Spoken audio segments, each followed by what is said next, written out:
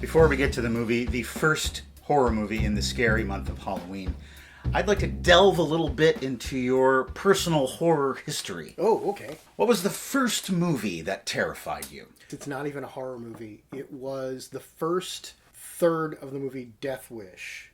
Oh. This is actually an incident that's famous enough that it was in the television history textbook that I have when I took a television course in college. Death Wish got accidentally shown on a Saturday at 10 a.m. and I was one of the kids who started watching it. Now, Oh, no. I just wanted to see Charles Bronson just blowing people away. That's what I wanted. But there's a whole section where awful things happen. Jeff Goldblum is involved. Jeff Goldblum is involved. And mainly it's what he does in the movie. It freaked me out so much because I think at that point I kind of thought criminals were like the Riddler. Like I didn't really think that that's what criminals did. And I was terrified. Wow. For months. And I remember going home, I saw some of Death Wish and those guys did those terrible things to his wife and daughter. And I was like, well, that's not real, right? And then my dad says, I don't think he ever actually gets those guys, does he? They're still out there at the end of the movie. Why would you say that? I have a top secret horror movie for us to watch today, Rob. I hope it doesn't scare you too much. Oh, I hope it does. And I hope it doesn't put into you the fear of hell, because we are going to the Village of the Damned. Ooh! Village, I have not seen this one. All right! Released in 1960, VOTD was directed by Wolf Rilla and stars George Sanders, Barbara Shelley, and Michael Gwynn. The screenplay was written by Sterling Siliphant, who also wrote the screenplay for The Towering Inferno, which we watched earlier this year. I am now going to check Variety's complete science fiction reviews and see if Village of the Damned is in it. There it is. Village of the Damned, British. Strange, sick film with little marquee value. Interesting idea gone awry, result being just a mediocre filler. Apparently it was good enough to make a remake out of. They'd never remake a bad film. Your gift today may be a harmless little amusement. It may be a path to damnation. I guess it depends on whether or not you're Catholic. Ooh, all right.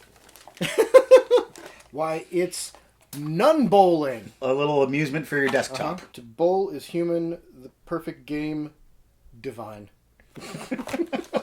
Come on out of your quaint little cottage and come to the town square where the old leather couch is, where we'll be surrounded by strange little people, denizens of the Village of the Damned. Village of the Damned. Just try and... Our story begins in the sleepy town of Midwich. Sheep of the Damned. Professor Gordon Zellaby is using the telephone. Ahoy hoy. Suddenly, out of nowhere, he passes out. The dog passes out too, even though he might have already been asleep. I don't know. The whole town, the whole village, falls asleep. Why? I love this song. This is a Skrillex tune, I believe. You just gotta wait for the drop. Major Alan Bernard goes to the outskirts of Midwich and he sees a policeman on a bicycle. You're doomed! The policeman is in search of a bus that's late. Here's your bus, Scobby. Everyone on it is fast asleep. The cop goes to investigate, and when he crosses a certain threshold, he faints too. The military moves in. They set up a perimeter. Whenever anybody crosses that line, including this mynah bird, they pass out. It's not gas, it's something else. All right, old chap. I think I'll open my presents now, Mama. Oh. There's a pilot flying by, and Major Bernard decides to do a little high-altitude experiment. Take it down slowly, but pull up the minute you feel anything. Feel anything, sir? That's a bad idea. That's a real bad idea. I'll need to pass out for a few moments. Hopefully the crash will wake me up. It doesn't go well. You could be okay. Well. You killed that man, Alan. Yeah. You did it. You didn't have to. Yeah. We can bring that one down, too. Then everyone wakes up. They're all cold and numb, but otherwise just fine. Next we meet Anthea Zellaby, Gordon's very young wife. I found myself asleep on the floor. Did we faint? Must have blacked out. Why? Gordon, what did happen? I don't know. I passed out. Alan. You're late. I couldn't get through. I killed a guy. Once this was called the Village of the Saved. I don't know what they're going to call it now. You've got the reports there, Gordon. There are no signs of any physical, biological, or psychological changes. Also, a pilot died because of me. Hello. I said hello. Oh, and I said nothing. I was ignored. Now this one, for example, a perfectly ordinary Pelargonium zonale. And you see what's happening? Exactly what you would expect if I made a 50% grunt. She's got some good news for him. She's gonna have a baby. Oh, he's happy. Something to eat? Yes, please. Cheese, pickles, and half a dozen anchovies. Recently my favorite diet. Hadn't you noticed? Yes, dear, your breath is frightful. Dear Diary, tonight my wife and I kissed for the 7th time. Dr. Willers is meeting with a young lady named Millie. She's also going to have a baby, and she's not happy about it. And furthermore, it's not possible because I haven't, It's impossible. all of the women in town who are of proper age and fertility are going to have a baby, and no one knows why. Dr. Willers checks them all out. The pregnancies are all accelerated pregnancies. It's been 2 months, but the fetuses are aged 7 months. Yes, but is it normal? No! The men of the village don't know where these babies came from. They don't want them. Soon after happy hour, it's then maudlin hour. Anthea has the baby. Unusually heavy, though. 10 pounds, 8 ounces. It's all covered in cigarette ashes for some reason. A boy, they name him David. Gordon and Anthea are so happy. But the dog, Bruno, the dog knows. Something's not right. So all the babies are born at around the same time, and they have weird hair and weird eyes. And unusual fingernails. And a thirst for blood. I forgot to mention that. The kids grow also at an accelerated rate. Gordon thinks that these children are a little smarter than they should be. He does a little experiment with a puzzle box. This box is a product of Oriental ingenuity. There are no visible means of opening it. Oh, I got to comment on the fact that he called it Oriental engineering. The correct, politically correct term is, in fact, celestial engineering. All right, Al Swearingen. Little David opens it up, no problem. He takes the puzzle box to a neighbor child, and that child opens it up, no problem as well. They seem to have some kind of a hive mind mentality. If you demonstrate something to one of them, they all know it. This family also has a non-special boy, and when he takes the box away from the child responds like this. Hey, hey, hey. Give it back to her, stupid normal kid. They've got powers. Time passes. The special children of the village travel around in groups. Major Bernard does not like these kids. What's important about them is whether they're good or bad, and these children are bad. Just want to put them in a plane and let something happen. Little David is getting ready, I don't even know what David is doing. Major Bernard and some other military men are having a meeting. I can now inform you that Midwich is not the only colony of such children. Here, at a township in northern Australia, in an Eskimo community, there were 10 births. Look, I know it's a British movie, but I genuinely didn't expect that there would be a guy wearing this outfit with a walking stick pointing to a map going, here, and here, and here. But in most cases, these babies were wiped out in infancy. There's one other village in Russia where the kids are, growing up just like the ones in Midwich. There is even a suspicion that this could be some kind of alien threat. Already, we can direct radar beams out into space with the utmost accuracy. It's great fun. 2 weeks ago, a boy, a good swimmer, was drowned in the Midwich Pond for no logical reason. It's only a matter of time before these children get entirely out of hand. How much more out of hand did they drown a kid? If you imprison them, you will deprive the scientific world of the greatest opportunity it has ever had. Opportunity for what? For study. Studying the drowning of children by other children. Major Bernard wants to wipe them out. We know he doesn't have much of a regard for human life. If you look back at the airplane incident. Let them live together under one roof in our village where they can be kept under observation. Just give me 1 year. Why would this guy just keep the two little hair tufts just out in the middle of Yeah. nothing. Why not just get rid of those? It's not a great look. No, you're just signaling to the world that you're bald and you don't like it. Gordon gathers all the little freaks together and kind of teaches a class. I'll basically be Professor X, and I'll just teach these kids to not, be quite so murdery in the future. He learns that these kids can read minds, but only what's at the front of your mind. That's going to be important later.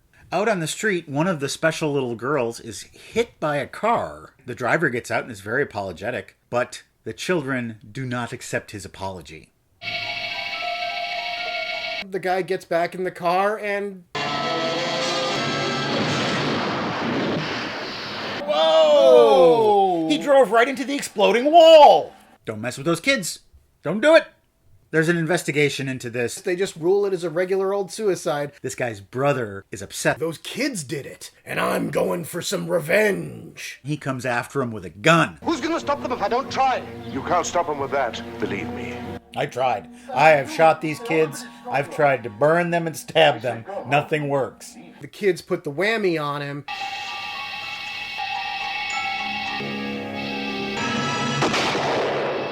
Damn. Major Bernard gets a call from his superior officer. Remember that village in Russia? The Russians nuked it because these kids were getting out of control. I guess they have a weakness, and that weakness is explosions, I guess. That's pretty much everybody's weakness. And the village of Reminsk no longer exists. Back in the USSR, they don't seem all that lucky. No. At this point. Midwich is the only colony of these special children left in the world. All the men who drink at the pub are drunk and upset. They form a mob. They're going to go take care of those kids once and for all. They try to burn down the house where they're all gathered. That goes about as well as you'd expect. He's an ordinary guy, not burning down the house. Major Bernard goes in the house and confronts them, and David tells him to leave us alone. I've never seen anything like this before.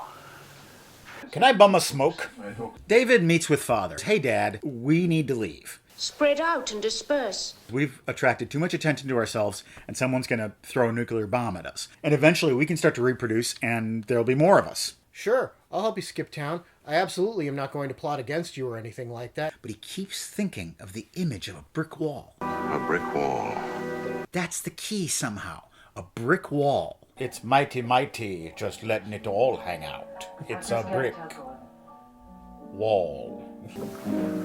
Remember this? My merely adequate piano playing. Song I like to call the theme from Shaft. He forms a plan. He sends his wife away. Oh, come with us. Well, you know that isn't possible. I have things to do here. I've got some kids to kill. And as soon as she's gone, he goes to his desk drawer and pulls out a bundle of dynamite, which he, I guess, has been saving for a special occasion, and that occasion has arrived. He puts the bomb in his briefcase. I've finally been able to use my bomb satchel. He's going to think Brick wall. over and over and over again. That's what will keep them out of my mind. Good evening, children. Don't mind me and my briefcase full of nothing. He's thinking of a brick wall. What's with the satchel? I don't know. Brick wall. Brick wall. I'm thinking of a brick wall. Brick wall. Brick wall. Brick wall. Brick wall, brick wall, brick wall. They start chipping away at that wall. I just need to hang on for a few more seconds until...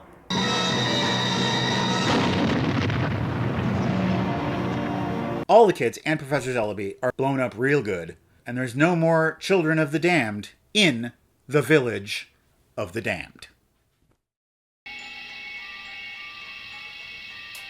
What did you think of this movie, Rob?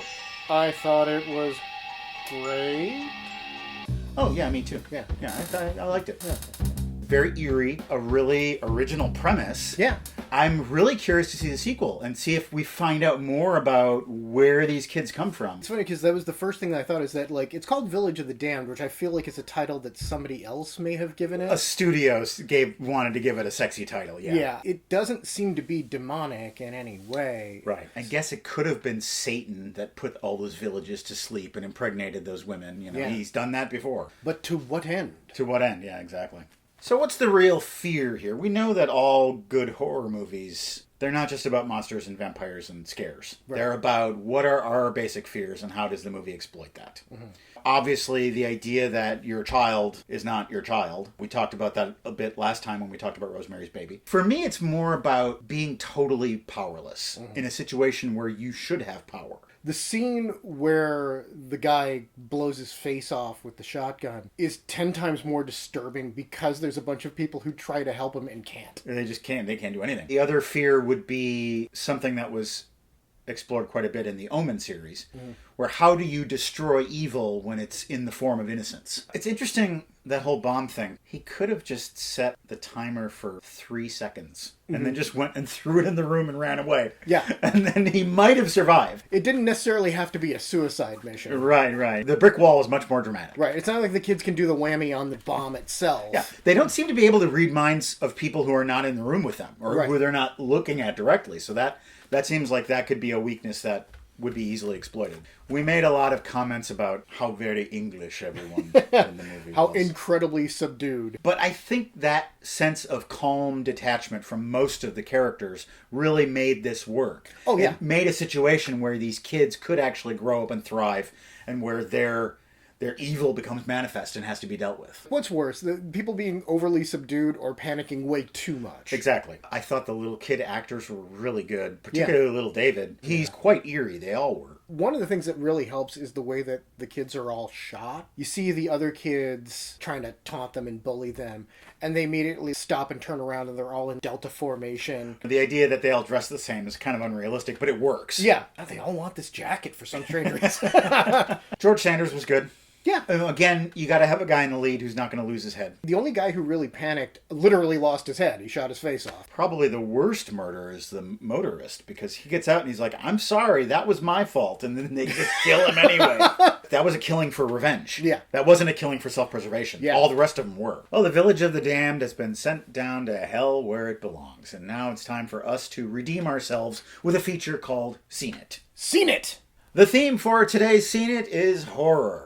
'Tis the season, don't you know? Laurie Subert Lemire, Plan 9 from Outer Space, cult classic or total turkey. Seen It. Can your heart stand the pure facts of grave robbers from outer space? You're stupid! Stupid! Stupid! My favorite line from that movie. There was a screening that they did in a park with all my friends and my mom, and I've been bothering everybody all week because I, for some reason, had memorized all of Tor Johnson's lines of dialogue from the movie and was doing them in unison. Somebody asked me, so what are you going to do, Inspector Clay? Run around a little. And there was like a row of 12 people who did it with me, including my mom. So I got a hot take on Plan 9. Okay. I don't think it's a bad movie. Yeah? It's a cheap movie. Mm-hmm. It is cheap to the core.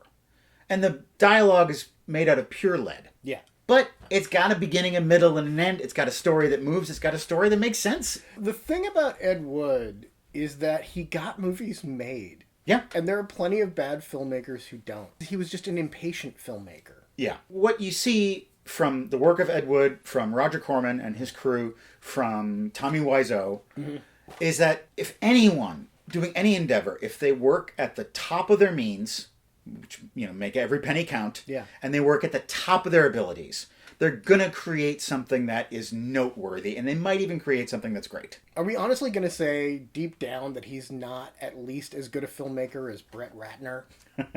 I happen to have a DVD here of Plan 9 from Outer Space. This is from Legend Films. It is autographed by Mike Nelson of Riff Tracks and Mystery Science Theater fame, and this is a really old DVD back when Riff Tracks was just Mike, and before he got the band back together. But that is this DVD right there, signed and everything. It's Sadie the cat, everybody. It's a black cat. It's appropriate. Even My Dust writes, love the show. Ever seen Massacre at Central High? It's coming to the Criterion Channel in September. It gets lumped in with slashers, but it's more of a drama. Mark Hamill was considered for it. Ebert liked it. The director hated it. And the Italians put porn in it. Seen it. Seen it. This is a weird movie. It's got the vibe of an after-school special, and yet it's loaded with nudity and profanity and twisted cruelty. New kid comes to town, is bullied by a bunch of bullies, and eventually takes revenge on those bullies. It's practically the exact same movie as Heathers. Yeah, it even has the same ending as Heathers, Yeah. kinda. Obviously, you're on the side of the person who's being bullied. But then he just keeps on going. It's not enough to get even with the bad guys. Then he gets even with anybody who just might rise to the occasion. The guy we thought was going to be a hero becomes the central threat of the film. It's a very interestingly structured movie. One of the bullies is kind of a sympathetic bully, and we don't know if he's a good guy or a bad guy, really. He keeps kind of going back and forth. Our next two Seen It's feature DVDs that were sent into our P.O. box by our generous viewers. And the next movie we're going to talk about is April Fool's Day. Seen it? Seen it. It's a textbook slasher movie. Oh, yeah. This is a cabin in the woods style. Kids get together at a remote location. Yeah. They persist in splitting up. Even when they're told not to split, they're told, don't split up. And they're like, oh, I guess we'll just split up. It was kind of better produced than a lot of slasher movies were at that time. Even though, as everybody said when this came out about how, just look at the title, think about it for a couple of seconds. How's this going to end? Yeah. I didn't even guess the twist. You didn't? This is also one of the most preppy movies I've ever seen, with character names such as Skip, Arch, Chaz, Muffy, and Buffy. There was a time when I knew all of the lyrics to the closing theme song. Too bad you're crazy. Oh, that Too one. bad you're loony as hell. Wacky. All right. That's our last one. Our next one that someone sent in is Peter Bogdanovich's Targets with Boris Karloff.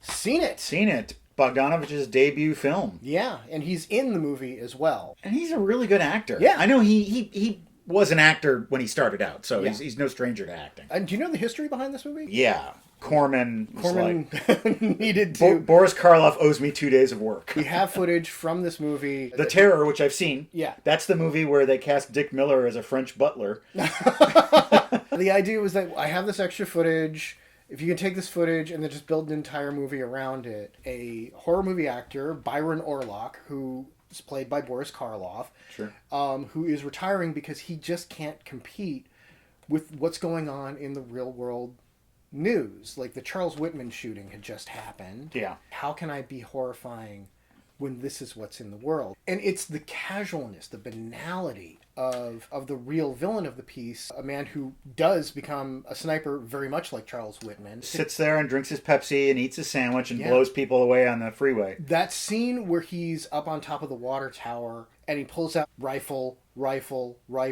gun, magnum, gun. Yeah. Oh my God, he's planning on being here for a while. It could be hours before anybody figures out what's going on. Right. And a modern movie would have put his madness all over the screen. He would have had flashbacks, and he would have had, tics and things, and this doesn't do any of that. And that makes it even more terrifying. Everything in his life is just unfamiliar to him. No reason is given. Anytime I see an American International picture or Corman was New World Pictures, that was his. Anytime I see one, I'm always surprised at how good they are.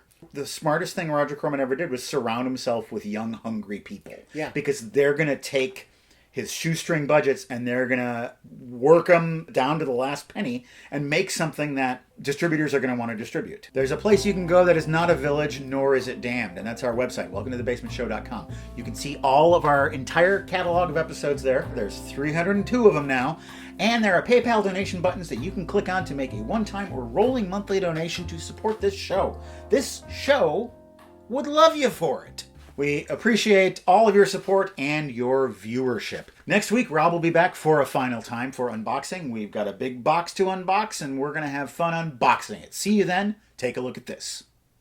Are these people from the telephone company? Not the telephone company, no. That's what I said. I mean, if they want to pull the wool over our eyes, they ought to try something better. If they want to strip search me, I just have to let them. You don't hardly expect to drop asleep before dinner, do you? Shut up, George Orwell. A brick wall.